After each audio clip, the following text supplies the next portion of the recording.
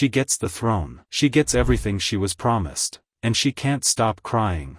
Rhaenyra Targaryen walks to the Iron Throne through a trail of blood. Her own blood, shed by her own hand. The lords are watching. The gold cloaks are watching. She sits down and her eyes are full of tears. That's the ending of episode 2. Now rewind.n because nothing in that moment is what it looks like. Welcome back to Movizo, where every ending hides a beginning. Today we're going deeper than the execution, deeper than the politics. We're asking one question the episode never answers directly: what did Rhaenyra actually choose and what was chosen for her? Here's the detail that reframes everything. Daemon hands Rhaenyra his sword. Not her sword, his. It's called Sister, the ancient blade of Visenya Targaryen. Rhaenyra's idol. Her model for how a queen should rule. She invoked Visenya's name in season 2 when she needed courage. But Daemon is the one who carries the blade into the throne room. Daemon decides the moment has come. Daemon tells her she must not waver. Daemon places the weapon in her hand. The queen's most pivotal act, her first kill, is not her instinct.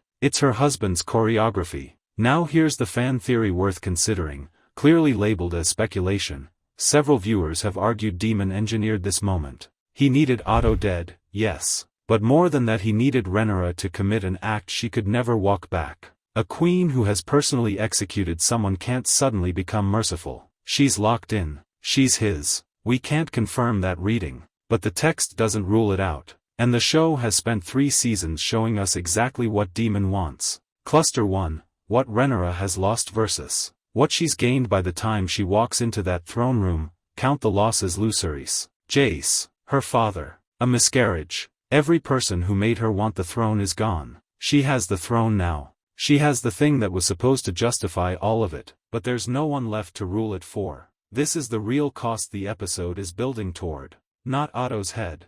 Not the blood on the floor, it's that victory has been hollowed out completely. The scene where she talks to Jace's corpse isn't grief. It's the moment the goal stops making sense.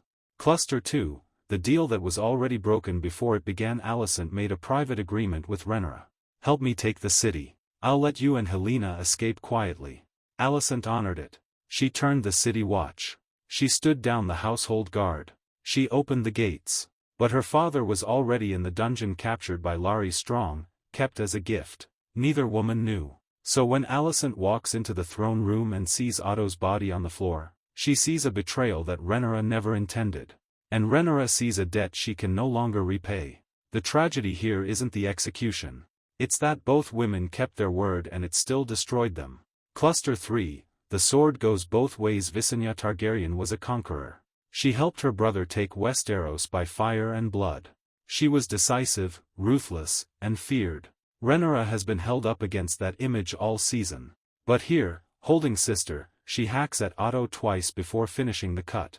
She's sobbing. The show is drawing a deliberate contrast. Rhaenyra wanted to be Visenya. What she discovers is that she is not. And that's not a failure. That's the show's argument. The cost of being Visenya is becoming someone who doesn't cry. Rhaenyra still cries. And maybe that's what makes her different, or what makes her doomed.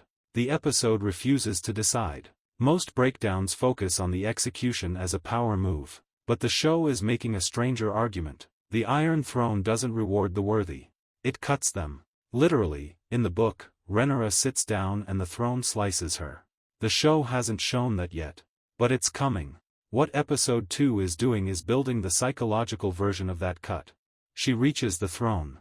She has done the unthinkable to get there. And the moment she sits down, Alicent is dragged in. The throne doesn't give her peace. It immediately hands her another impossible choice. That's the real ending, not the coronation. The coronation is the beginning of a new trap. Here's where I land.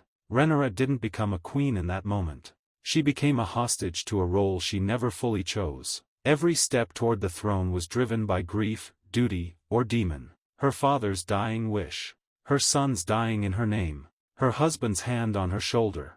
The tears aren't weakness. They're the only honest thing in the room. She knows, on some level, that sitting in that chair doesn't make her free. It makes her the next person that chair will eventually destroy.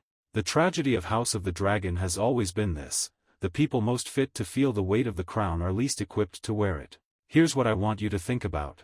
Daemon places sister in Rhaenyra's hand and says she must not waver. But whose victory is this really? If Rhaenyra hadn't picked up the sword, if she'd refused, what would Daemon have done? Drop your answer below. I have a feeling this isn't the last time that question matters. Episode 2 gives Rhaenyra everything she fought for. And takes away every reason she was fighting. The throne is hers. The blood is on her hands. And Alicent is standing at the door. Welcome back to Movizo, where every ending hides a beginning. If this breakdown landed, subscribe and hit the bell. Every week we go deeper. Every week there's more to find. I'll see you in the next one.